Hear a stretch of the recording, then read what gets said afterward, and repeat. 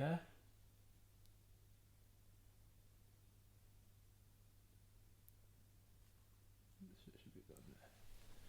Yeah. Bro, come on, vibes. You know what I mean? We're inside now. Look at my bounty just out the door. There we go. You like bounty? Just in case for good measure. Alright, I love bounty, you know. Dead. Nah, this is the thing. Dead. This is because you always know at bloody celebrations, there's always one chocolate that's left. It's the bounties in the back. I feel like it's just left for a reason. You know what I mean? Yeah, because it's not for everyone. Not everyone can handle it. Yeah, wasteman. Oh, yeah, maybe. That makes a lot more sense. All right, people, welcome to the Good Vibes Only podcast. I'm your host with the most, the world's waviest, Shak, Mancel, James. Thank you very much for being here. The usual announcements, we've got a Cash App, that's gvo.entertainment UK. It's all in the link in the description. Please follow us on Instagram at gvo.entertainment_UK. Yeah, man, donate to the thing, like and subscribe, all the YouTube stuff that they say you have to do so we can actually become a thing in this place. Make sure you do that as well. Yeah, so today I'm joined by a good friend, an incredible performer, an incredible producer. Nah, you start gassing me up. Yeah, man, you're a musical mind, man. You're a musical mind. Yeah, he's also got the sickest afro in West End right Honestly. now. Don't touch. Well, Listen, we ain't debating it. We're not debating it. I'll take it. Got the coldest afro in the West End. Obviously, I'm talking about my brother Kyle, but you lot know him as Thaxxter. I wish I could put a little applause thing here, but there ain't gonna be one. Listen, this is new editing. We're not at that level of. But yeah, man, how you doing? Full. Yeah, I'm calm. I'm excited to be here. Yeah, honestly, I'm like excited to just have a conversation about music. It's been like a very long time to just have like downtime and just actually like talk, and opposed to like doing stuff. You know what I mean? Yeah, absolutely. I think it's I've literally I saw you last time I saw you literally bumped into each other at the gym. Yeah. And like every time I see you in South London, I'm like, oh yeah, he's literally just around the corner. Like, so when I saw you there, I was like, nah, I need to reach out to him because I know you're someone that I definitely want to sit and talk with. I appreciate that. So you're from Devon originally? I am from Devon. Well, yeah. Wolverhampton, and then Midlands. moved to Devon. What is it with the? Wait, what's that? I had someone else here from the Midlands the other day, and I think the Midlands people, you need to answer for this. Why is it when people from the Midlands move out the Midlands, they don't like talking about being originally from the Midlands? Honestly, I don't even know what it is. Like the accent's like a little bit dead. No offense to all my others, but like honestly, like when I look back at videos of me talking as like a little youth, unacceptable. Yeah, I hear. But to be honest, like Devon's not any better. Devon was dead as well. Yeah. I when I think of Devon, I feel like it's like, I even know if it's a seaside town, right? Yeah. But it's like I always see it as like, for some reason, because I used to hear it as a kid all the time, Devon. So in my head, I just had like a seaside version of Oxford where I'm from, where it's like, okay, there's a lot of there might be culture, but like it's white. It's quite white. I'm failing to see any culture in Devon. I don't know, like it was such like a. Would you say it's getting better from when you first got there, or? I went back for like a couple hours, like a couple months ago, like so. It's hard to say to tell if it's like getting better. I don't know, man. Like, yeah, I just feel like there's not that much. The way you're mixing that in.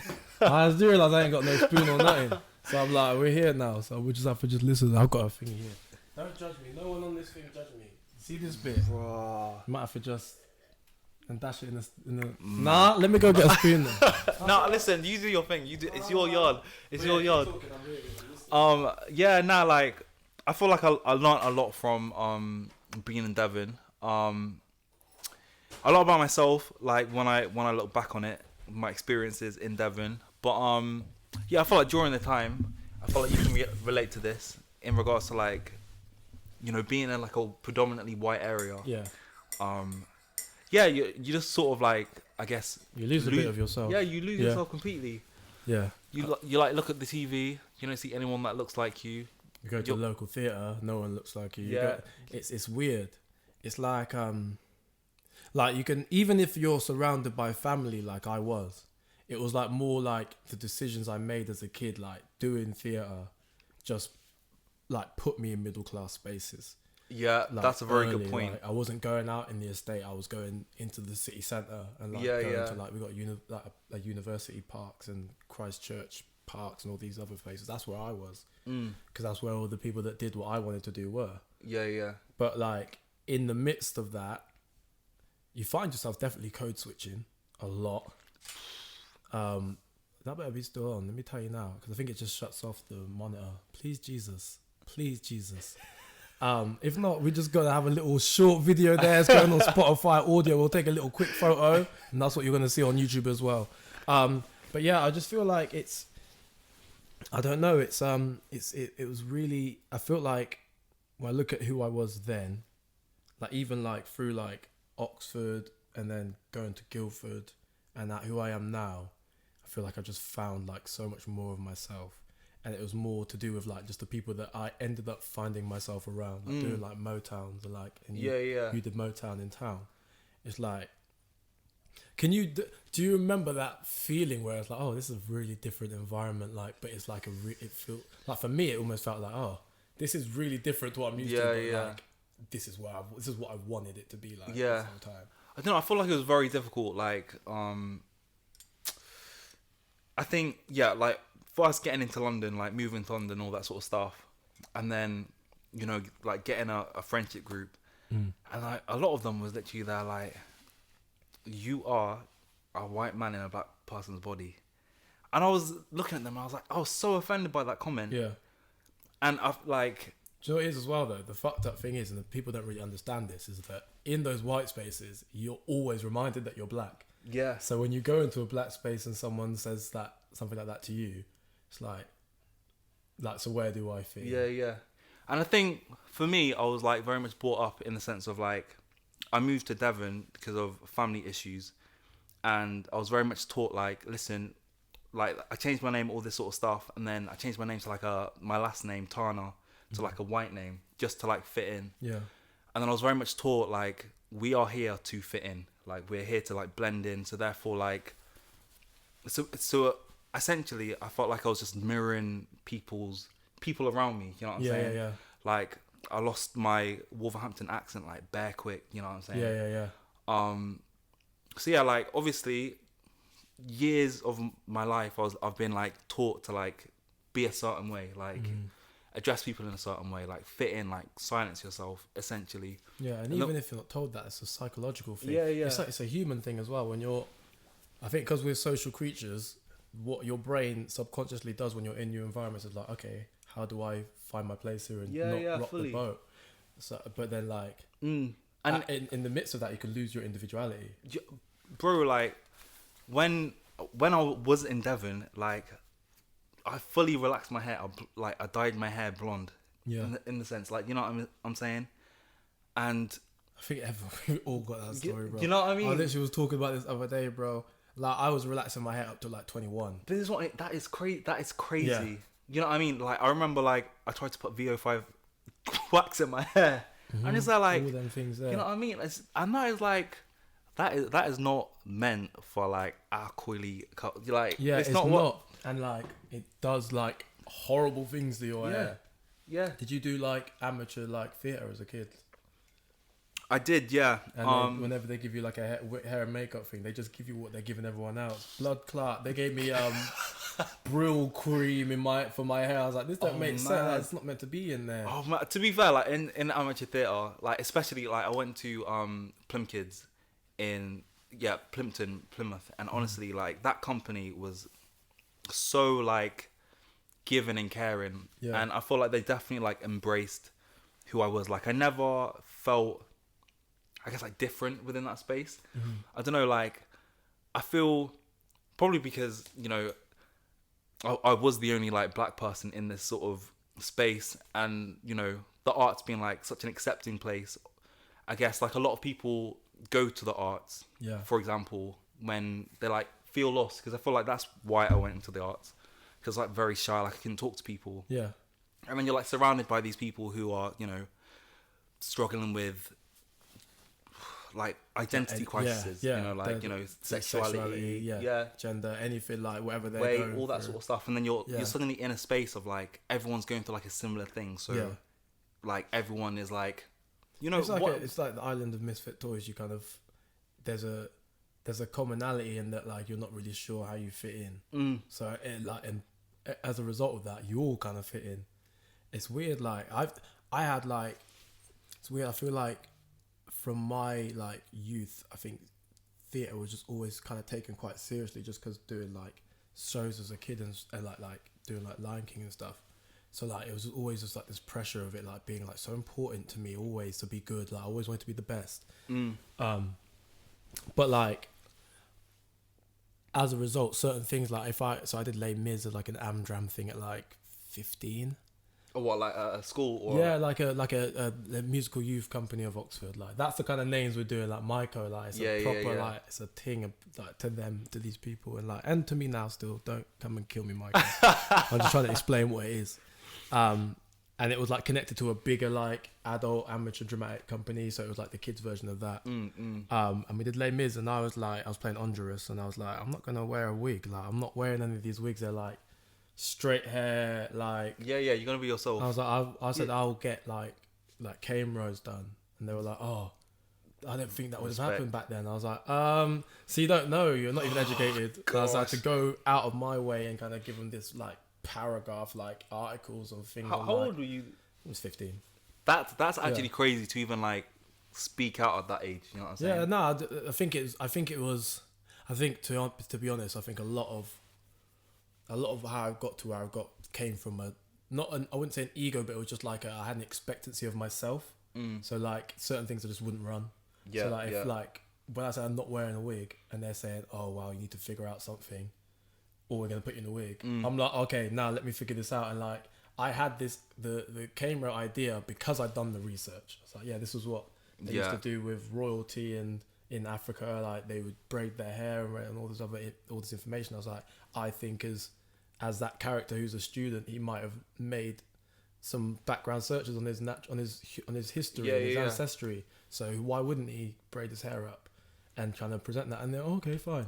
And I was like, thank God, because they put me in that bloody wig. They had me in the wig for one scene where I was playing a different character. And I'll tell you now, I look like Gandalf the Grey on black. It just don't look good. Mad. Look good. Anyway, let's talk music. I always have my icebreaker questions as well, and I nearly forgot that as well because this has already been an interesting convo. But so every week, every podcast I have someone on, I have two questions. The first question is, if you could only listen to one artist for the rest of your life, who would it be? And the second is, if you could only have one meal for the rest of your life, what would it be? Oh, mad. And I'm here to debate. Okay. Let me think about this. I feel like they're both super hard because, like, you know, I can answer the food one like very quickly. Yeah, it's a music one, isn't it? It's the artist. Yeah, because my food palette is basic as hell. And honestly, it used to be album as well. It used to be album. I don't know if album's harder. What's harder, album or artist? Album's harder. Album's harder. I thought so. So I tried to allow people and give them a blind. Yeah, so food wise, like vegan burger. Yeah. Vegan burger, like couple sides, not chips. Anywhere specific? As long as it's like beyond meat. Yeah. That like some vegan burgers are dead as hell, and I'm not doing it. Yeah. But see me, I'm just not doing it. Point blank. Period. Listen, I can't deal with that stuff. I've had a few vegan things, like my friend. Shout out to Caris Anderson. Caris with Love.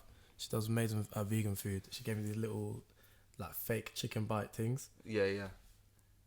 Good. It was good, but my issue with it wasn't the same. My issue with veganism, not veganism, but the vegan food. So that sounds like I'm about to go left and just start cussing out vegan. No, my issue with vegan food is that like first bite, second bite, okay, third bite, you already know that's not chicken no more, and it's just something. There's something there. It's like for me, it's just like, there it is, and then it ruins the rest of the experience for me. But Caris's love bites, yeah. I don't know. Like, I think I do feel like I turned vegan for like a commitment to animals. You know what I mean? Yeah. So I feel like, I guess like this, because the textures isn't always going to be like 100%. Yeah. You know what I mean? You do know like there is a difference, but for me, like, because I'm not like a massive foodie anyway. Like I like food, but I'm not like, oh, I need to have you know what I mean? Like I'll never want to go out to like a restaurant for my birthday. You know what I'm saying? Yeah. So yeah, like for me, it's like it's not that too deep.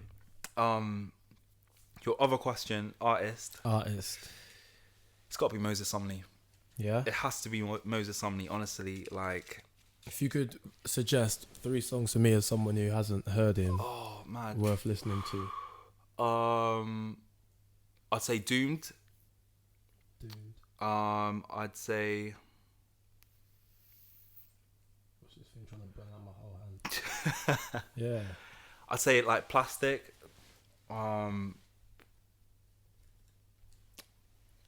Honestly, you can listen to the whole album and you'll be like, yeah, the whole thing is like incredible.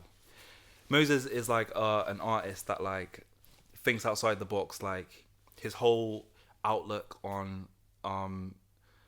like being a man or like a woman, like his whole outlook on like genders is like very just like neutral. Like the way he dresses it is like very neutral. Yeah, like his lyrics don't like essentially like follow a pattern. It's very much just sort of like art on a page. You know what I mean? Yeah. So yeah, like as an artist, I just feel like he just does whatever the hell he wants. You know what I mean? Yeah. And I feel like that's like such a beautiful thing within today's society. Yeah, and there's so many artists that don't just do what they want. Yeah. There's so many that just do what's like kind of trending. Even like the big stars to a certain extent. Like I feel like, for me, I feel like Drake and Beyonce just do whatever's popping. And like it's not even a hating thing, because I'm like, do you know what? You have so many people to cater to, but like, why is Drake making a dance album? Like, why? Yeah. But and people go, oh yeah, he can do what he wants. He's Drake. I'm like, yeah, but he's not doing it because he can do what he wants. Because he can do what he wants. He's doing it because, dance music is popping. So let me do a dance album. Yeah. The one tune, Sticky, bangs. I've not heard the whole album. There's one tune like called Sticky I love.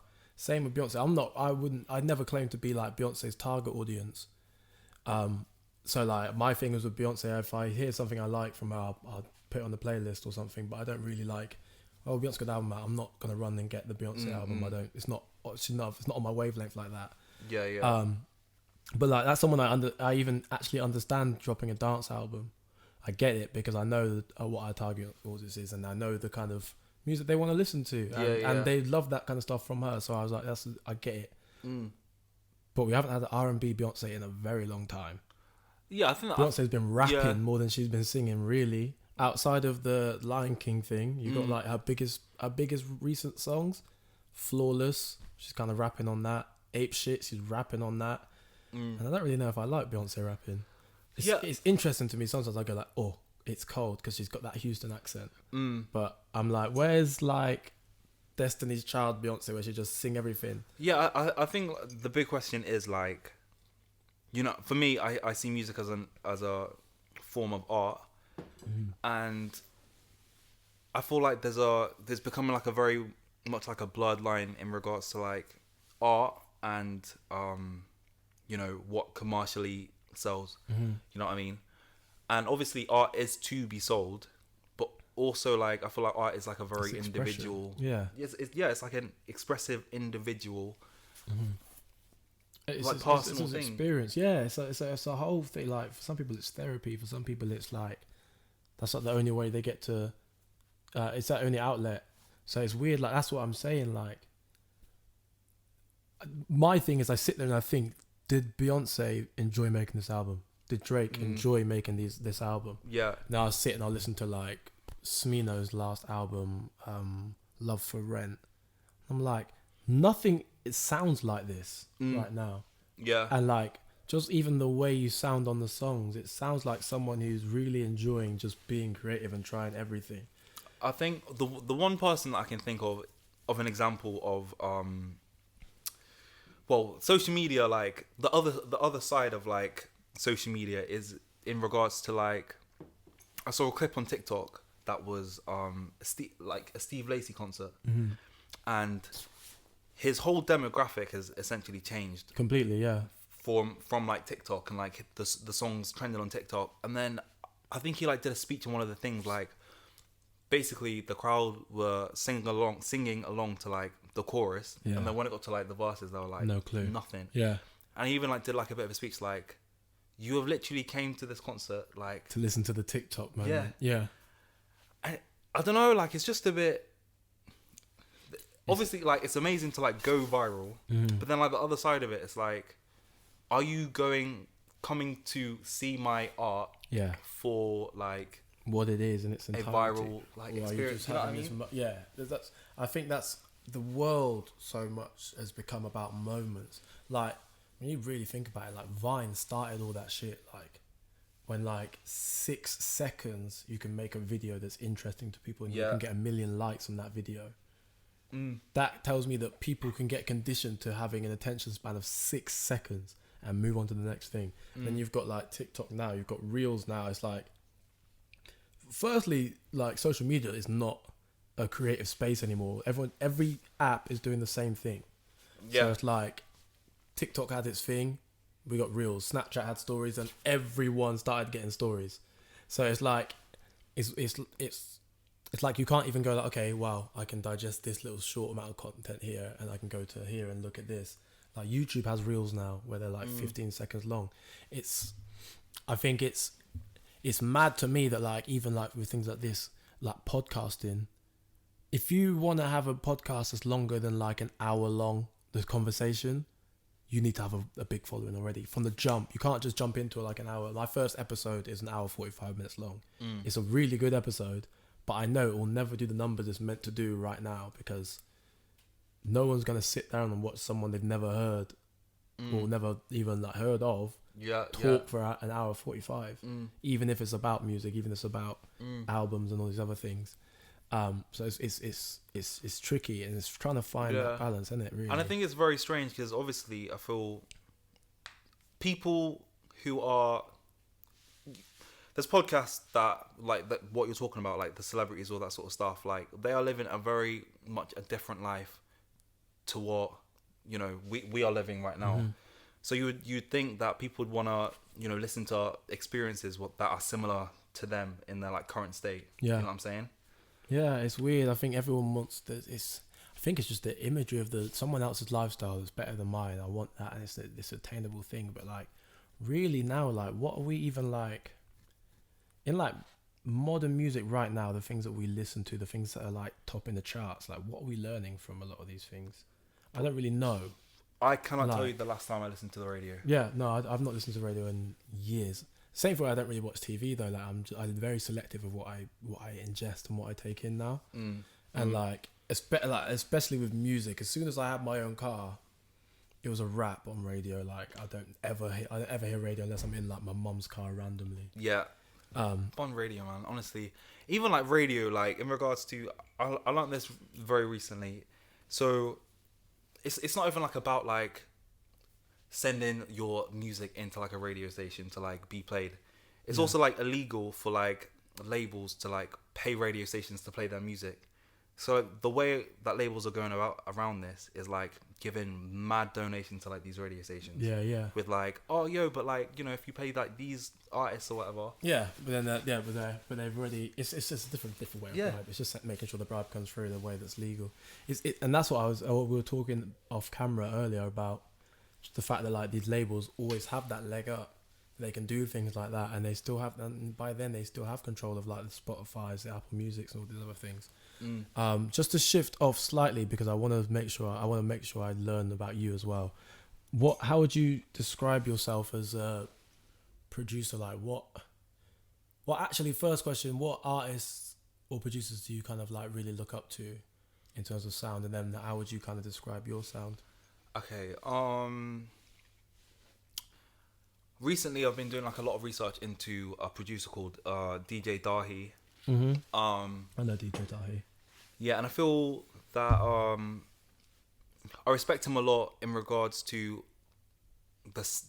I'm gonna say the sounds that he makes, because he sort of goes into music within a space of like textures and mood, and I feel that my favorite artists that I listen to have the way that I describe it is like you could take the song, no, the singer away from the song, and it would still make sense. You know what I mean? Like the production has like such a mood, like you understand the story, and vice versa, like with the artist, like, you know what I mean? Yeah. And I feel like DJ Dahi is very clever in regards to like how he chooses like the sounds within the music. I don't feel like it's exactly like complex. I just feel that, you know, the frequencies that he chooses like really do like merge well together to like create like it's a fuller sound, and it's like it's I'm fully with you on that particular producer as well, because I've listened to a lot of albums where he's got like production features on, and I've always like there's certain art producers that I really like love listening to, because it feels like even without the lyrics added, there's a story somewhere there. All it needs is the words. Sometimes like and I always say about Quan, and I was listening to your what's it called, Black Collective. The Black Collective, thank you. I remember listening to it when it first came out and being like, because I'd never heard anything from you before as well, and I was like, okay, this is, I think for me it felt like a bigger project than people even understood that it was, because it did feel like you escaped into a different world, and you're here and you're living and seeing through this person's eyes. And when I was literally listening to it in the gym today, and it was the thing that kept ringing on in my head. Is like it's this movie feel. Like for me, like I love producers that they almost produce in the way that like a screenwriter writes a film. Feels like there's a journey that you're going through. Yeah, I appreciate that. I think like even mutual friends that we have, like, you know, I've been making music for like a very long time now, and I say like a very long time, like I'm old as hell. Yeah, but you've been there, you've been out. Yeah, but in regard, I mean, like, you know, being a person who is like not coming from a family of money, like, my creative space very much came from, you know, what is around me. You know, I didn't have like drum kits or whatever, so like I would, you know, put rice in a plastic bottle, and that would be like my hi-hat. You know what I'm saying? Mm-hmm. Like, you know, the bass of my kick drum would be like me hitting the guitar, like trying to find like experimental ways to like, you know, get around these not having constraints. Yeah. And, you know, as I sort of like went on and advanced, like I started listening to like people like Jacob Collier and all this sort of stuff, and like his music being like so far out there, and like his harmonies not exactly like making like music theory sense, but like the sounds that he made. The sound is good, yeah. And then, you know, I got to a point like I was like showing people like, oh, yo, listen, like I've got this, I've just created it, like what do you think? And then it got to a point where people were like, oh yeah, like it's good, but like, you know, you need to like dull down on it. You need to do this, no, you need to change that, you need to. And I got to this point where I was literally there like, I actually don't even know like what I'm meant to do anymore. Like everyone keeps on telling me that I need to like dull it down or like people pull you in so many different directions. Yeah, especially like, and this is not a slight on them, but the people that we hang around with, because there's a lot of people that do music. Yeah, and a lot of different opinions. So like for me, like sometimes I'll play someone something and they'll love it, but I'll play it to my cousin who raps and he'll be like, oh, that needs to go. I'm like, rah. Or he'll go, I love that, and they're going, oh, we need a bit more. Yeah. So I think it's you get to a point where it's like, okay, now I just need to just do my thing. And